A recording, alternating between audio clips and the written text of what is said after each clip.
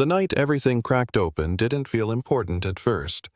It was cold in that bone-deep way that only certain American cities know how to do, the kind of cold that makes you question every life choice that led you to being outside at midnight. I was finishing another overnight shift, the kind nobody thanks you for, the kind where you're only noticed if something goes wrong. I'd been invisible most of my adult life, and honestly, I'd learned how to survive that way. Head down, do the work, don't make waves. Funny thing is, the moment you finally stand up for yourself, everyone suddenly acts shocked that you exist. I wasn't supposed to matter that night. I was a maintenance supervisor in a corporate tower downtown, a building named after a family that owned more money than my entire zip code combined. To them, I was just a badge number, a guy who fixed leaks and replaced lights so their world could keep shining. But I found her collapsed near the executive elevators, pale, shaking, clutching her phone like it might save her. Expensive coat, expensive shoes, fear in her eyes that didn't care about any of that. I recognized her face right away, of course. Amelia Cross, tech billionaire, media darling. Daughter of Leonard Cross, the kind of man whose name people lowered their voice around. My first instinct was to step back, call security, let the system handle it. That's what people like me are supposed to do. But she looked at me and said, "Please don't call anyone yet." And something in her voice stopped me cold. You know what I mean? That sound someone makes when they're terrified of being seen as weak. She was burning up with fever, barely holding it together, and outside the storm was getting worse by the minute. Roads, closing temperatures, dropping emergency alerts, lighting up my phone. I told her she needed help, real help, and she grabbed my wrist and whispered, "My father can't know. He'll take over everything." That hit closer than I expected. I knew that kind of fear. I'd lived it in hospital rooms and court offices, in places where power decided who mattered. So I made a choice. Not a smart one, not a safe one, but a human one. I got her into my car and drove through streets that looked abandoned, white and silent and dangerous. I remember laughing once, this short, bitter laugh, thinking how insane it was that I was risking my job and my freedom for someone who probably never noticed people like me existed. I brought her to my place. Small house, peeling paint, the kind of place real life happens in. My neighbor helped me get her settled blankets, water the works. I stayed up all night watching her breathe, half expecting sirens, half expecting regret. In the early morning, my son came downstairs and asked who the lady on the couch was. I told him the truth, someone who needed help. He nodded, like that explained everything. Kids get it faster than adults sometimes. By the time Amelia woke up embarrassed and grateful and clearly out of her element, it felt almost normal. Coffee on the stove, toast burning slightly, my kid talking about school like there wasn't a billionaire sitting at our kitchen table. When I drove her back later that day, she thanked me and said she'd never forget it. I believed her. I just didn't know what to never forget would actually look like. A week later, my landlord raised my rent by almost $400. No warning, just a letter slid under the door. Then, my boss called me in and suddenly my performance was under review. Then, my son's school asked me to come in for a meeting about concerns. It wasn't subtle. It wasn't supposed to be. Leonard Cross was watching. He didn't call, he didn't threaten. He applied pressure slowly, methodically, the way men like him do. Seeing if I'd panic, seeing if I'd beg, seeing if I'd reach out to his daughter and ask for protection.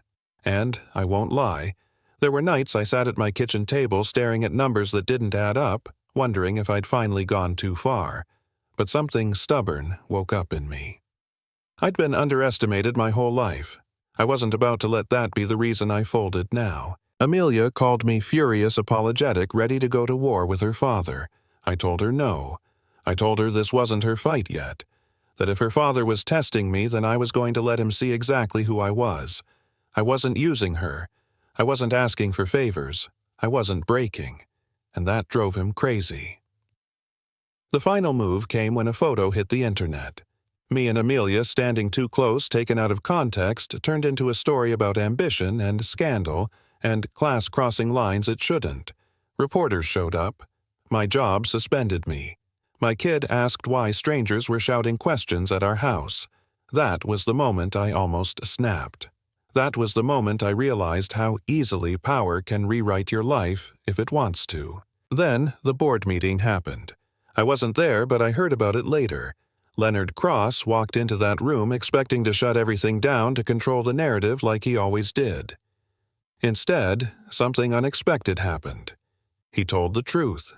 He told them his daughter had collapsed in one of their buildings and none of their systems had noticed.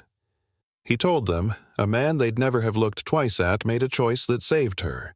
He told them he'd spent weeks trying to break that man and failed. People in that room didn't know what to do with that. You could almost hear the air leave the place. Leonard didn't apologize. Men like him rarely do. But he did something louder. He backed his daughter. Publicly. He shut down the gossip, shut down the pressure, and then announced changes that hit close to home. Wage increases, emergency support, child care assistance. Things people like me had needed for years but were always told were unrealistic. A few days later, I got a call. Leonard wanted to meet me.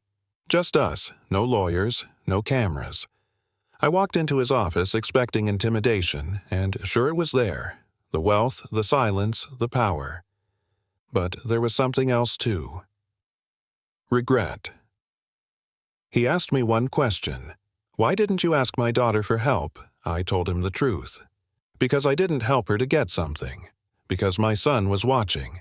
Because if I taught him that doing the right thing only matters when it pays, I'd already lost. Leonard didn't smile. He just nodded slowly like someone seeing something they'd missed their entire life. Things didn't magically become perfect after that. Let's be real. I didn't turn into a millionaire overnight. People still judged. Some still whispered. But my job came back stronger than before. My rent stabilized. The cameras left. And my kid learned something I couldn't have taught him any other way, that you don't need power to have a spine. Amelia and I stayed in each other's lives not as a headline, not as a scandal, just as two people who saw each other clearly on the worst night of the year. Leonard started showing up differently too. Less controlling, more present, like a man realizing too late what control had cost him. Here's the part that still messes with me. I didn't win by crushing anyone. I won by not becoming what they expected me to be. I didn't scream. I didn't beg. I didn't play the game the way it was designed.